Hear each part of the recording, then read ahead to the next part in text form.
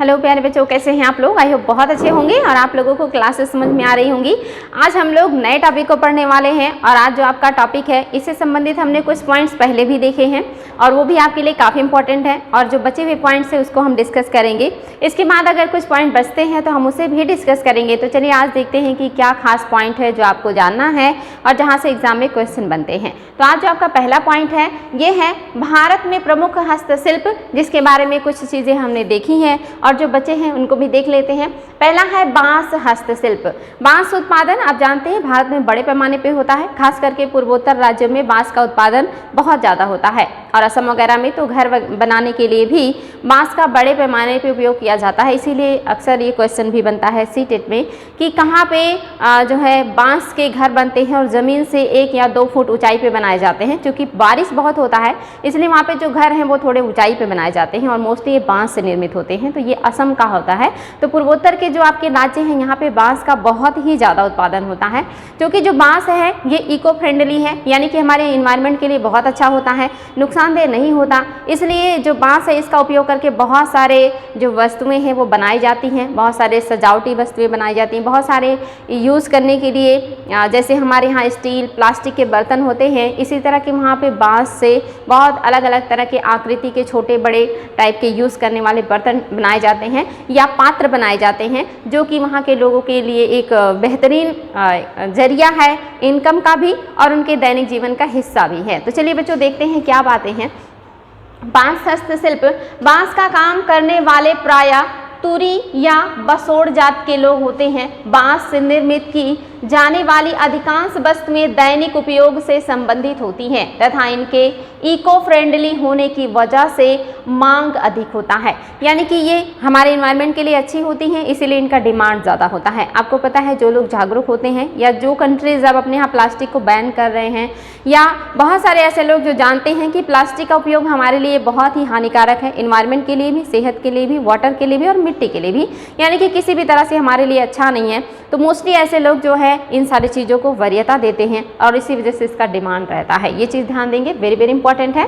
बांस की वस्तुएं बनाने के लिए हरे बांस की ज़रूरत होती है। सर्वप्रथम एक विशेष प्रकार की छुरी जिसको करी कहते हैं से बांस की लंबी पट्टियां छिली जाती हैं तथा इन पट्टियों को भी पुनः छिलकर और पतला किया जाता है, यानी कि जो भी इससे पात्र बनते हैं वो मोस्टली हरे बांस के बनाए जाते हैं और इन जो हरे बांस होते हैं इनकी पतली पतली पट्टियां निकाली जाती हैं, जिसके लिए एक विशेष प्रकार का जो है हथियार होता है जिसको करी कहते हैं और इन पतली पट्टियों को फिर और भी पतला किया जाता है और फिर उनसे विभिन्न तरह के पात्र बनाए जाते हैं। तो देख लेते हैं बच्चों क्या क्या बनता है इससे। तो ये जो पट्टियां हैं इन्हें फिर से छिलकर और पतला किया जाता है। जो मोटी कड़ियाँ निकाली जाती हैं उनसे टुकना, टुकनी, दौरी, छितका, पर्रा आदि बनाया जाता है, यानी कि जो मोटी जो है आकार की निकलती हैं पट्टियाँ उससे छोटे आकार के, बड़े आकार के पात्र बनाए जाते हैं। इसके अलावा जिससे हम अनाज को साफ करते हैं, यानी कि धूल मिट्टी अलग करते हैं, ऐसे पात्र भी बनाए जाते हैं। इस तरह से बहुत अलग अलग तरह की आकृति के पात्र बनाए जाते हैं जो भिन्न भिन्न कामों में उपयोग में लाए जाते हैं। बहुत सारे सामान ढोने के लिए लाए जाते हैं और बहुत सारे पात्रों में हम सामान को रखते हैं और कुछ पात्र हमारे ऐसे हैं जो अनाज की सफाई के काम भी आते हैं। तो ये सारी चीज़ें बनाई जाती हैं बांस से, ये चीज़ें याद रखेंगे, वेरी वेरी इंपॉर्टेंट है। जिनका उपयोग अनाज रखने, वनों उपज संग्रह करने तथा बाजार से वस्तुएं लाने आदि के लिए किया जाता है, यानी कि बाजार में वस्तु ले जाना हो या बाजार से वस्तुएं लानी हो या घर में हम कोई सामान स्टोर करके रखना चाहते हो या हम जंगल से कोई भी उत्पाद इकट्ठा करके उसमें ले करके घर आना चाह रहे हैं, तो इन सभी ज़रूरतों को पूरा करने के लिए ये वस्तुएं बनाई जाती हैं और ये बहुत ही यूज़फुल होती हैं और ये मोस्टली आज भी आप देखेंगे गाँव वगैरह में ये सारी चीज़ें देखने को मिलती हैं, जहाँ पे आज भी लोग इस तरह की चीज़ों का उपयोग करते हैं अनाज धोने के लिए और बहुत सारे वस्तुओं को रखने के लिए। जहाँ अभी भी प्लास्टिक और अन्य चीज़ों का उतना उपयोग नहीं है वहाँ आज भी ऐसे इको फ्रेंडली चीज़ों का उपयोग किया जाता है। ये चीज़ें ध्यान रखेंगे बच्चों, वेरी वेरी इंपॉर्टेंट है। नेक्स्ट है भारत में काष्ठ हस्तशिल्प के प्रमुख केंद्र। भारत में वो कौन कौन से प्रमुख केंद्र हैं जहाँ पर काष्ठ हस्तशिल्प का उपयोग किया जाता है, यानी कि लकड़ी से विभिन्न तरह के जो वस्तुएं हैं ये बनाई जाती हैं और ये बहुत ही खूबसूरत, नक्काशीदार और आकर्षक होती हैं। चलिए देख लेते हैं कश्मीर। पहले हम कश्मीर से ले लेते हैं कि कश्मीर में कौन सी चीज़ें बनाई जाती हैं जो हस्त निर्मित होती हैं और लकड़ी की होती हैं। कश्मीर चंदन एवं अखरोट की लकड़ी का प्रमुख केंद्र है तथा यहाँ इन लकड़ियों के प्रयोग से दैनिक जीवन से संबंधित कलात्मक वस्तुओं का निर्माण किया जाता है। कश्मीर की काष्ठ कला पर मध्य एशिया की कला का प्रभाव दिखाई पड़ता है। यहाँ निर्मित की जाने वाली वस्तुएं हैं टेबल, डिब्बे, राइटिंग सेट्स आदि। यानी कि जो कश्मीर है यहाँ पर भी चंदन और साथ ही अखरोट की लकड़ियों का उपलब्धता है, जिनका उपयोग करके विभिन्न तरह के लकड़ियों की वस्तुएं बनाई जाती हैं, जिन पर मध्य एशिया की कलाओं का भी प्रभाव देखने को मिलता है। क्योंकि मध्य एशिया से आने वाले जो लोग हैं इन्होंने कश्मीर और दिल्ली के आसपास के इलाके पे अपना अधिकार किया था और साथ ही वहाँ की चीज़ों का हमारे यहाँ इफेक्ट भी देखने को मिलता है। तो कश्मीर में इन सारी चीज़ों का इफेक्ट है और यहाँ बहुत विभिन्न तरह की वस्तुएं बनाई जाती हैं, जिसमें कुछ महत्वपूर्ण चीज़ें आपने देखी हैं, ये क्या है। इसके अलावा अन्य भी चीज़ें बनती हैं, लेकिन जो बड़े पैमाने पर बनते हैं वो टेबल, डिब्बे और राइटिंग सेट्स ये बनाए जाते हैं। नेक्स्ट है आपका ओडिशा। ओडिशा में कौन सी चीज़ें बनती हैं? ओडिशा की काष्ठ कला पर बंगाल एवं दक्षिण भारत की काष्ठ कला का प्रभाव देखने को मिलता है। यहाँ के मंदिरों तथा रथों पर कई नक्काशी श्रेष्ठ काष्ठ कला के उदाहरण प्रस्तुत करती है। यानी कि जो उड़ीसा के मंदिर हैं, साथ ही वहाँ के जो विभिन्न तरह के सजावट के काम किए गए हैं, यहाँ पे लकड़ियों की जो बेहतरीन नक्काशी है वो देखने को मिलता है। और उड़ीसा में मैंने आपको बताया भी था, जब मैंने चित्रकला पढ़ाया था, मूर्ति कला पढ़ाया था, तो मैंने बताया था कि वहाँ पर बहुत ही खूबसूरती से मूर्तियाँ बनाई जाती हैं, उसमें लकड़ी की मूर्तियाँ भी शामिल होती हैं। तो ये जो उड़ीसा है ये अपने आप में काष्ठ कला में एक विशिष्ट स्थान रखता है। इसके बाद है आपका केरल। दक्षिण भारत में से श्रेष्ठ काष्ठ कला की अभिव्यक्ति यहाँ के रथों, घरों के खंभों एवं स्तंभों में लकड़ी से की गई नक्काशी में देखने को मिलता है। यानी कि जो आपका दक्षिण भारत का केरल राज्य है ये अपने काष्ठ कला के लिए बहुत ही प्रसिद्ध है और यहाँ पे जो रथ बनाए जाते हैं, साथ ही जो स्तंभ बनाए जाते हैं, इन पर लकड़ी से नक्काशी किया जाता है जो काफ़ी आकर्षक और खूबसूरत होते हैं। ये चीज़ याद रखेंगे बच्चों। केरल में लकड़ी नक्काशी की समृद्ध परंपरा है। यहाँ के मंदिर एवं चर्च लकड़ी के शिल्प के प्रचुर इस्तेमाल को गवाही देते हैं। यानी कि केरल में आप देखेंगे मंदिर भी हैं और चर्च भी हैं, और यहाँ के जो मंदिर और चर्च है यहाँ पे काष्ठ नक्काशी देखने को मिलता है। ये यहाँ की बेहद खूबसूरत कलाकृति है। आगे बच्चों, केरल में लकड़ी नक्काशी की समृद्ध परंपरा है। यहाँ के मंदिर एवं चर्च लकड़ी शिल्प के प्रचुर इस्तेमाल की गवाही देते हैं। यहाँ के लगभग हर घर में नक्काशी की हुई लकड़ी के फर्नीचर जैसे कुर्सियाँ, टेबल, सोफे, अलमारी, खाट तथा स्तंभों एवं जो है आदि ऐसी चीज़ों का, खंभों और स्तंभों दोनों का उपयोग किया जाता है। यानी कि खंभे भी हैं और स्तंभ भी हैं, इन सब पर नक्काशी किया जाता है और लगभग सभी घरों में कुछ ना कुछ आपको काष्ठ नक्काशी के उदाहरण देखने को मिलेंगे। इतना ज़्यादा वहाँ पे काष्ठ नक्काशी का प्रचलन है या लोग इतना ज़्यादा इसको पसंद करते हैं, डिमांड है, ये चीज़ ध्यान रखेंगे। साथ ही प्रायः घरों में एक पारंपरिक मंदिर भी लकड़ी से ही निर्मित होता है। यानी कि मोस्टली इनके घरों में जो एक मंदिर होता है, मंदिर बना रहता है, वो भी लकड़ी का ही बना रहता है। ये भी अपने आप में एक बढ़िया चीज़ है कि लकड़ी से बनाए जाते हैं यहाँ के मंदिर।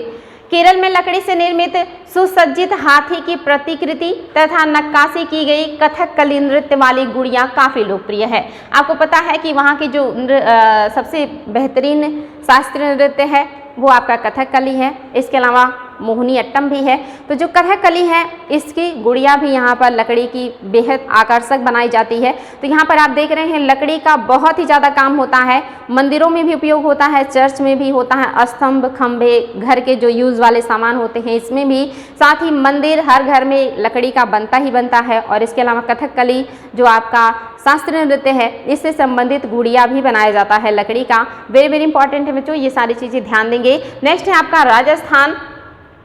काष्ठ कला राजस्थान की प्रसिद्ध हस्तकलाओं में से एक है।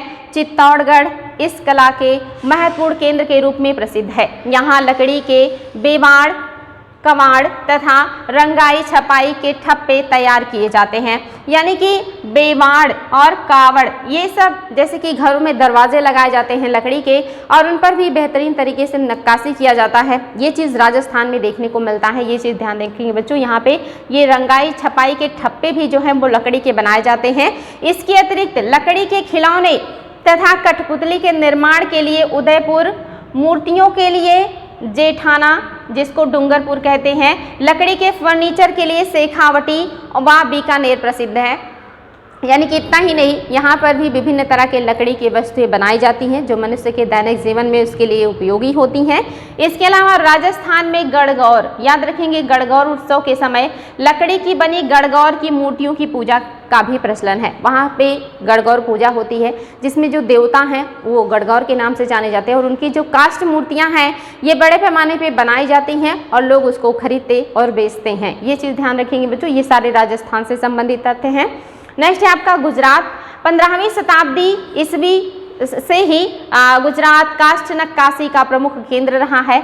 मुगल शासन के दौरान गुजरात श्रेष्ठ जो है गुजरात है क्षेत्र में ही की जाने वाली लकड़ी की नक्काशी में देश या कहिए कि आपकी देसी या मुगल शैली का सम्मिश्रण देखने को मिलता है। यानी कि जो गुजरात है इस पर मुगलों का अधिकार जब हुआ है उसके बाद से यहाँ की जो काष्ठ कलाएं हैं इस पर जो देसी शैली है साथ ही जो मुगल शैली है दोनों का सम्मिश्रण देखने को मिलता है। यानी कि यहाँ पर भी जो काष्ठ शैली है बेहतरीन है।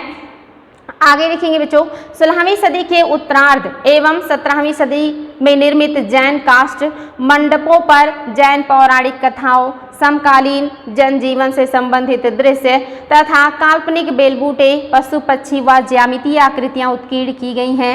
इन लकड़ियों पर गाढ़े लाल रंग का रोगन किया जाता था। वर्तमान में गुजरात का संखेड़ा फर्नीचर भौगोलिक उपदर्शन में सूचीबद्ध है। याद रखेंगे वर्तमान में गुजरात का जो संखेड़ा फर्नीचर है भौगोलिक उपदर्शन में सूचीबद्ध है। भौगोलिक उपदर्शन का मतलब होता है जीआई टैग, जियोग्राफिकल इंडिकेशन, और ये आप जानते हैं बेहतरीन वस्तुओं को दिया जाता है और खास करके सिर्फ वस्तुओं को नहीं एक क्षेत्र विशेष को दे दिया जाता है और उस क्षेत्र में जहाँ तक ये वस्तुएं मिलती हैं या बनती हैं उन सभी को माना जाता है कि वो जीआई टैग प्राप्त हैं। तो ये इंपॉर्टेंट है बच्चों, जीआई टैग जो वस्तुएं प्राप्त होती हैं ये काफ़ी इंपॉर्टेंट होती हैं। इनको देश विदेश में काफ़ी मान्यता प्राप्त होता है या लोग उसमें विश्वास करते हैं और इसीलिए एग्जाम में क्वेश्चन भी बन जाता है। तो याद रखेंगे गुजरात का एक बेहतरीन जो आपका फर्नीचर है जो संखेड़ा में बनता है इसको जीआई टैग मिला हुआ है। आगे है आपका उत्तर प्रदेश। उत्तर प्रदेश में सहारनपुर और वाराणसी, ये एग्जाम में बहुत ज़्यादा आता है कि उत्तर प्रदेश का कौन सा जिला है जो काष्ठ नक्काशी या काष्ठ वस्तुओं के लिए प्रसिद्ध है। तो आपका सहारनपुर मोस्ट इंपॉर्टेंट है, साथ ही वाराणसी। यहाँ दोनों जगह पे काष्ठ से विभिन्न तरह की वस्तुएं बनाई जाती हैं, ये काफ़ी इंपॉर्टेंट है। सहारनपुर लकड़ी की नक्काशी के लिए विश्व प्रसिद्ध है। यहाँ पर लकड़ी पर बेहतरीन नक्काशी किया जाता है और जिसके लिए पूरे विश्व में प्रसिद्ध है आपका सहारनपुर, ये चीज़ ध्यान देंगे। आगे हाल के दशक में वाराणसी द्वारा काष्ठ कला के क्षेत्र में उल्लेखनीय वृद्धि दर्ज की गई है। यहाँ की लकड़ी के बने खिलौने तथा अन्य कलात्मक वस्तुओं की भारत के साथ साथ विदेशों में भी प्रचुर मांग है। याद रखेंगे यहाँ पे ज़्यादातर लकड़ी के खिलौने बनाए जाते हैं वाराणसी में, इसके अलावा अन्य भी वस्तुएं बनती हैं, लेकिन लकड़ी पर नक्काशी के लिए जो सबसे ज़्यादा जाना जाता है वो आपका सहारनपुर है। याद रखेंगे दोनों जगह लकड़ी के लिए फेमस है, लेकिन लकड़ी पे नक्काशी अगर एग्जाम में पूछे तो सहारनपुर है और लकड़ी के खिलौने की बात करेगा तो आपका वाराणसी हो जाएगा। वेरी इंपॉर्टेंट है बच्चों, इसको ध्यान दीजिएगा।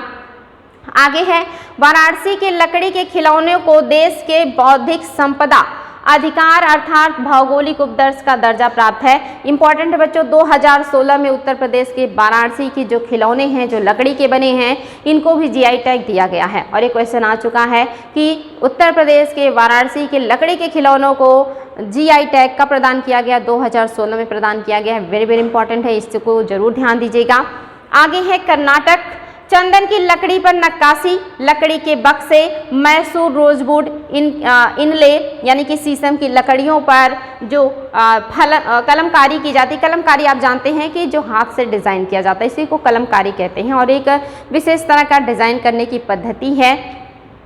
आगे है इसके अलावा चन्ना पट्टना खिलौने एवं गुड़िया तथा किन्हल खिलौने की जो है देश भर में काफ़ी मांग है। इंपॉर्टेंट है बच्चों। दक्षिण कर्नाटक में काष्ठ से निर्मित महात्मा बुद्ध की मानव कद मूर्ति काफ़ी प्रसिद्ध है। यानी कि कर्नाटक में महात्मा बुद्ध की मानव कद मूर्ति भी बनाई जाती है लकड़ी से। मानव मतलब कि इंसान की जितनी ऊंची यानी कि भव्य प्रतिमाएं बनाई जाती है महात्मा बुद्ध की, कर्नाटक के लिए वेरी वेरी इंपॉर्टेंट है, इसको ध्यान दीजिएगा। चंदन की लकड़ी से बनने वाली वस्तुओं में हाथी, वर्गाकार एवं आयताकार डिब्बे, फोटो फ्रेम और साथ ही चाबी के छल्ले आदि प्रसिद्ध हैं। यानी कि यहाँ पे इतनी सारी चीज़ें आपके बनाए जाते हैं जो कि लकड़ी से बनते हैं। वेरी वेरी इंपॉर्टेंट है। हाथी हैं, मानव कद प्रतिमा है महात्मा बुद्ध का, डिब्बे हैं, चाबी के छल्ले हैं और बहुत तरह के जो वस्तुएं हैं वो लकड़ी से निर्मित किए जाते हैं कर्नाटक में। ये सारे अपने आप में महत्वपूर्ण हैं बच्चों, इनको ध्यान देंगे। चलिए आगे और देख लेते हैं और भी महत्वपूर्ण पॉइंट्स है जो आपके अन्य राज्य हैं वहाँ से क्या क्या महत्वपूर्ण चीज़ें बनती हैं। तो पहला है यहाँ पे आपका आंध्र प्रदेश एवं तेलंगाना। अभी हम लोगों ने इधर बहुत सारे राज्यों को देखा, अब हम आंध्र प्रदेश और तेलंगाना को देखेंगे। लाल लकड़ियों से निर्मित तिरुपति की मूर्तियां तीर्थ यात्रियों को बेचने हेतु बनाई जाती हैं। याद रखेंगे तिरुपति की मूर्तियां बनाई जाती हैं यहाँ पर, जो लाल कलर की लकड़ी की बनती है जिसको यात्री खरीदते हैं। आंध्र प्रदेश के कोडापल्ली खिलौने के भौगोलिक उपदर्श का दर्जा प्राप्त है। इंपॉर्टेंट है बच्चों, एग्जाम में आ चुका है। कोडापल्ली का खिलौना कहाँ मिलता है? आंध्र प्रदेश में मिलता है और इसको जीआई टैग मिला है, भौगोलिक उपदर्श मिला है, उपदर्शन मिला है, ये भी याद रखेंगे, वेरी वेरी इंपॉर्टेंट है। तेलंगाना स्थित निर्मल नामक गांव काष्ठकला के विकास की दृष्टि से काफ़ी उन्नत है। ये भी आ सकता है कि निर्मल नामक गांव कहाँ का है, तो ये आपका तेलंगाना का है। किस लिए प्रसिद्ध है? तो काष्ठकला के लिए प्रसिद्ध है, ये भी इंपॉर्टेंट है, ध्यान देंगे। नेक्स्ट है आपका छत्तीसगढ़ में बस्तर काष्ठ शिल्प। बस्तर काष्ठ शिल्प के अंतर्गत मुख्य रूप से लकड़ी के फर्नीचर, त्योहारों, देवी देवताओं, जीव जंतुओं के साज सज्जा से संबंधित कलाकृतियाँ बनाई जाती हैं। यहाँ की जनजातियों द्वारा दशहरा पर्व के लिए बनाए गए मुखौटे काफ़ी प्रसिद्ध हैं तथा इसे भौगोलिक उपदर्श में पंजीकृत किया गया है। याद रखेंगे बच्चों, यहाँ का जो मुखौटा है इसको जीआई टैग मिला है और ये कब बनाया जाता है? मोस्टली जब आपका दशहरे का पर्व आता है उस समय छत्तीसगढ़ में एक मुखौटा बनाया जाता है जिसको भौगोलिक उपदर्श यानी कि जीआई टैग मिला हुआ है। वेरी वेरी इंपॉर्टेंट है, इसको ध्यान देंगे। इसके बाद है आपका मध्य प्रदेश। मध्य प्रदेश के मांडला क्षेत्र में निवास करने वाली गोंड एवं बैगा। याद रखेंगे गोंड और बैगा जो है मध्य प्रदेश की महत्वपूर्ण जनजातियां हैं। और इन जनजातियों को क्यों महत्वपूर्ण है? क्योंकि ये जनजातियां जो हैं ये अपने घरों के दरवाजों, कलात्मक चौखट, चौकियों एवं संगीत वाद्य यंत्रों के निर्माण में काष्ठ कलाओं का उपयोग करती हैं। यानी कि यहाँ की जो जनजातियां हैं गौड़ और आपकी बैगा, ये महत्वपूर्ण हैं क्योंकि ये विभिन्न तरह के काष्ठ निर्मित कलाकृतियों का निर्माण करते हैं जिसमें दरवाजे, चौखट, वाद्य यंत्र ये सारे शामिल होते हैं, इसको ध्यान देंगे। नेक्स्ट है आपका शैल शिल्प। यहाँ तक हमने देखा था काष्ठ शिल्प को, अब हम देखने जा रहे हैं शैल शिल्प को। शैल मतलब होते हैं पत्थर, और पत्थरों का जो बनाया जाता है इसमें क्या है? तो भारत प्राचीन काल से ही शैल शिल्प के मामले में समृद्ध रहा है। यहाँ शैल शिल्प से जुड़ी वस्तुएं 3 तरह के शैलों से बनाई जाती हैं, जैसे कि आप देखेंगे शंख और कछुए के खोल तथा समुद्री सीप। इन सभी को आप देखते हैं शैल कहा जाता है, क्योंकि समुद्री सीप, शंख और कछुए की खोल ये सारे कैल्शियम कार्बोनेट से बने होते हैं। और कैल्शियम कार्बोनेट मतलब होता है चूना पत्थर, यानी कि ये चूना पत्थर जैसे सॉलिड चीज़ों से बने होते हैं। तो हमारे यहाँ प्राचीन काल से ही शैल से निर्मित वस्तुओं के क्षेत्र में हम काफ़ी आगे रहे हैं, चाहे वो सिंधु घाटी सभ्यता हो या अन्य कोई काल हो। हमारे यहाँ इसका बहुत ज़्यादा प्रचलन रहा है, जिससे हम विभिन्न तरह के उपयोग की वस्तुएं बनाते हैं, साज सामान की वस्तुएं भी बनाते हैं, मूर्तियाँ वगैरह भी शैल से बनाई जाती हैं। तो सबसे ज़्यादा जो महत्वपूर्ण है शैल, उसमें आपकी मूंगा चट्टानें हैं, साथ ही कछुए की खोल है और सीप है, जिससे हम विभिन्न तरह की आकृतियाँ बनाते हैं। ये चीज़ ध्यान रखेंगे बच्चों। शैल शिल्प के अंतर्गत निम्नलिखित वस्तुएं बनाई जाती हैं। क्या क्या बनता है? चूड़ियाँ बनती हैं, सजावटी सामान बनता है, इसके अलावा जो है आपका चॉकेट बनता है, चम्मच बनता है, बटन बनता है, दर्पण फ्रेम बनता है, टेबल मैट और कंघी, ये सारी चीज़ें आपके शैल से बनाई जाती हैं। वेरी वेरी इंपॉर्टेंट है, इसको ध्यान दीजिएगा। सामान्यतः समुद्र तटीय क्षेत्रों में ही शैल जो हस्तशिल्प है ये देखने को मिलती हैं, जो कि आप देखेंगे जो समुद्री क्षेत्र होते हैं वहाँ पर ये सारे जीव बहुत आसानी से मिल जाते हैं, चाहे वो आपके सीप हो, चाहे वो आपके जो है मूंगे हों या कछुए हों। तो ये ऐसी चीज़ें समुद्र के तटीय इलाके में आसानी से उपलब्ध हो जाती हैं, जिसकी वजह से ये जो शिल्प होते हैं मोस्टली तटीय इलाके में ज़्यादा देखने को मिलता है। ये चीज़ याद रखेंगे बच्चों। जिसमें आप देखेंगे मन्नार की खाड़ी, मन्नार की खाड़ी आप जानते हैं गुजरात महाराष्ट्र के इलाके में है। गोवा को पता ही होगा आपको, उड़ीसा, ये क्षेत्र सबसे ज़्यादा महत्वपूर्ण है शैल शिल्प के लिए, काफ़ी इंपॉर्टेंट है, ध्यान दीजिएगा। अब बात करेंगे हाथी दांत शिल्प का।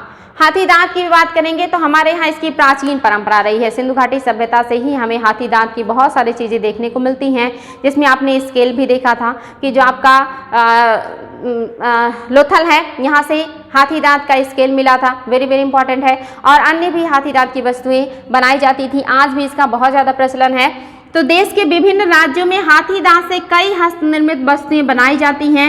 हाथी दांत के प्रयोग से उत्तर प्रदेश में बुद्ध एवं कृष्ण की मूर्तियां, पश्चिम बंगाल में दुर्गा की प्रतिमा, दिल्ली में आभूषण, राजस्थान व गुजरात में चूड़ियाँ तथा केरल में देवी देवताओं की मूर्तियाँ बनाई जाती हैं। आप देख रहे हैं मोस्टली हाथी दांत का उपयोग देवी देवताओं की मूर्तियाँ बनाने में किया जाता है, और कहीं कहीं इसका उपयोग चूड़ी बनाने में किया जाता है। तो काफ़ी कीमती होते हैं और इनसे बनी हुई वस्तुएं भी बहुत महंगी बिकती हैं। ये चीज़ याद रखेंगे। तो हमारे यहाँ हाथी दांत के शिल्प का बहुत ज़्यादा प्रचलन है।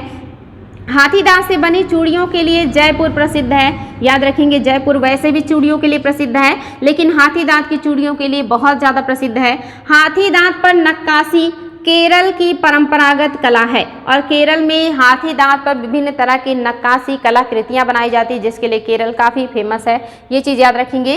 केरल में हाथी दांत पर नक्काशी का एक विशिष्ट उदाहरण सर्प नाव, जिसको चंदन वल्लम कहते हैं, जो राज्य के पर्यटकों के लिए स्मृति चिन्ह के रूप में पोषित है। ये भी आप देखेंगे इंपॉर्टेंट है यहाँ का, जो कि हाथी दांत का ही बना होता है। ये काफ़ी इंपॉर्टेंट है। बच्चों आपका हड्डी एवं सींग हस्तशिल्प, यानी कि बहुत सारी जो वस्तुएं हैं वो हड्डियों से और सींग से भी बनाए जाते हैं, जिसमें आपने हाथी दांत तो देखा, लेकिन सींग के भी यहाँ पे बहुत सारे कलाकृतियाँ देखने को मिलती हैं। और सींग की कलाकृतियाँ आपने देखा था नवपाषाण काल से ही देखने को मिलता है, जिसके लिए आपका बिहार का एक प्लेस है जो काफ़ी ज़्यादा फेमस है, और भी एग्जाम में क्वेश्चन भी आता है कि कौन सा वो स्थान है बिहार का जहाँ से सींग के बहुत ज़्यादा उपकरण पाए गए हैं। तो आपका चिरांद है। तो प्राचीन काल से हमारे यहाँ सींग की कलाकृतियाँ या सींग से विभिन्न तरह के वस्तुएं बनाए जाने के साक्ष्य मिलते हैं, आज भी इनका प्रचलन है।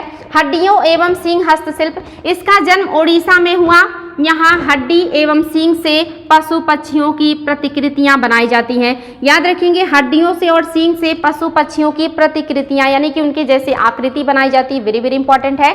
उड़ीसा के अलावा कर्नाटक, केरल तथा यूपी में भी हस्तशिल्प की यह पद्धति मौजूद है, यानी कि जो आपके कर्नाटक है, केरल है और उत्तर प्रदेश है, यहाँ पर भी इस तरह के हड्डियों का, सींगों का उपयोग करके विभिन्न तरह की कलाकृतियाँ बनाई जाती हैं। इंपॉर्टेंट है बच्चों, ध्यान देंगे। यहाँ पेन स्टैंड भी बनता है, गहने बनते हैं, सिगरेट केस बनता है, टेबल लैंप बनता है, साथ ही शतरंज सेट बनाए जाते हैं और लाफिंग बुद्धा आदि का निर्माण किया जाता है। ये सारी चीज़ें हड्डियों और सींगों से बनाई जाने वाली कलाकृतियां हैं, जो बेहद आकर्षक और कीमती होती हैं। याद रखेंगे बच्चों, ये सारी चीज़ें बनाई जाती हैं, जिसमें उड़ीसा, कर्नाटक, केरल और उत्तर प्रदेश सबसे ज़्यादा महत्वपूर्ण है। आगे है आपका चटाई एवं टोकरी बुनाई। चटाई और टोकरी बुनाई के लिए भी हमारे देश में बहुत सारे जो प्लेस हैं वो महत्वपूर्ण हैं, फेमस हैं, और वहाँ से एग्जाम में क्वेश्चन भी बनते हैं। तो देख लेते हैं कौन कौन सा प्लेस है जहाँ चटाई और टोकरी की बुनाई होती है। तो पहला आपका है, या ऐसे देख लेते हैं, भारत में टोकरी एवं चटाई बुनाई एक प्रमुख कला है। टोकरी एवं चटाई बनाने के लिए बांस, बेत, ताड़ के पत्ते और सरकंडे आदि का प्रयोग किया जाता है। यानी कि जब भी हम टोकरी या जो है चटाई की बुनाई करेंगे तो उसमें कौन सी चीज़ें हमें चाहिए, तो बांस चाहिए। मैंने अभी बताया था कि बांस की पतली पतली पट्टियाँ निकाली जाती हैं और उससे बेहतरीन चीज़ें बनाई जाती हैं। साथ ही बेत भी बहुत मजबूत होता है और इसकी जो भी वस्तुएं बनती हैं वो काफ़ी लॉन्ग टाइम तक चलती रहती हैं। इसके अलावा ताड़ के पत्तों और सरकंडों का उपयोग करके ये सारी चीज़ें बनाई जाती हैं और इनका बहुत ज़्यादा प्रचलन आज भी देखने को मिलता है। वेरी वेरी इंपॉर्टेंट है। आगे बच्चों, भारत के विभिन्न क्षेत्रों में बनाई जाने वाली चटाइयों में मणिपुर की फाक बेत की चटाई, केरल के कोरा घास से निर्मित होने वाली पंप पाया चटाई बहुत ज़्यादा इंपॉर्टेंट है। पश्चिम बंगाल की शीतलय पाती एवं मधुर कोठी ग्रास चटाई और तमिलनाडु का पट्टम डई चटाई प्रसिद्ध है। ये विभिन्न तरह की चटाइयाँ हैं जो अलग अलग राज्यों में बनाए जाते हैं, काफ़ी इंपॉर्टेंट है। जिसमें आप देखेंगे मणिपुर की जो चटाई है जिसको फाक बेत की चटाई कहते हैं, ये भी इंपॉर्टेंट है। पूर्वोत्तर के राज्य में बेत का बहुत ज़्यादा निर्माण होता है या उत्पादन होता है। इसके अलावा केरल में कोड़ा घास एक बड़े आकार का घास होता है जिसका उपयोग किया जाता है। हमारे यहाँ भी देखेंगे सरपत नामक घास पाया जाता है जिसका विभिन्न तरह के वस्तुएं बनाने में हम उपयोग करते हैं। साथ ही कांस भी होता है जिसका उपयोग इनके निर्माण में किया जाता है। तो इसी तरह का घास केरल में भी होता है। साथ ही आप देखेंगे इसको पंपा पाया चटाई भी कहते हैं। पश्चिम बंगाल की शीतला पाती एवं मधुर कोठी ग्रास चटाई, ये भी एक तरह की घास है जिसका उपयोग किया जाता है बुनाई में और ये काफ़ी बड़े आकार के घास होते हैं। ध्यान देंगे अलग अलग राज्यों में अलग अलग नाम से ये जाने जाते हैं, ये भी इंपॉर्टेंट है बच्चों। साथ ही तमिलनाडु की पट्टम डई चटाई, ये भी क्या है, प्रसिद्ध है जो बनाई जाती है। पश्चिम बंगाल की बांस से बनी पुला टोकरी, तमिलनाडु की चेट्टीनड कोट्टन टोकरी और मैसूर की बेत निर्मित टोकरी, पंजाब के ताड़ के पत्तों एवं सरकंडों से बने टोकरी तथा उत्तर प्रदेश में मानसूनी घास की मूंज से बनी टोकरी व बिहार में बरसाती घास से बनी टोकरी पूरे देश में प्रसिद्ध है। यानी कि जो ये घास है अलग अलग क्षेत्रों में जो बड़े बड़े आकार के घास पाए जाते हैं और जो अलग अलग नाम से जाने जाते हैं, इनसे विभिन्न तरह के नाम की टोकरियां बनाई जाती हैं जो कि वहाँ स्थानीय लोगों के द्वारा उनकी बुनाई होती है। लेकिन ये पूरे देश में प्रसिद्ध होते हैं और काफ़ी आकर्षक होते हैं और लोग इनको पसंद भी करते हैं क्योंकि ये सारे इको फ्रेंडली होते हैं और ये देखने में भी काफ़ी खूबसूरत होते हैं। तो ये आपके यहाँ के हस्तशिल्प हैं। अभी कुछ जो पॉइंट्स बचे हैं उनको हम देखेंगे और वो भी आपके लिए काफ़ी इंपॉर्टेंट है। वहाँ से IAS तक के एग्जाम में क्वेश्चन बनते हैं। तो आज की क्लास को भी बच्चों बार बार रिवीजन कीजिएगा, हम इससे संबंधित क्वेश्चन भी बनाएंगे जो आपके लिए काफ़ी इंपॉर्टेंट होगा। आज के लिए इतना ही, थैंक यू।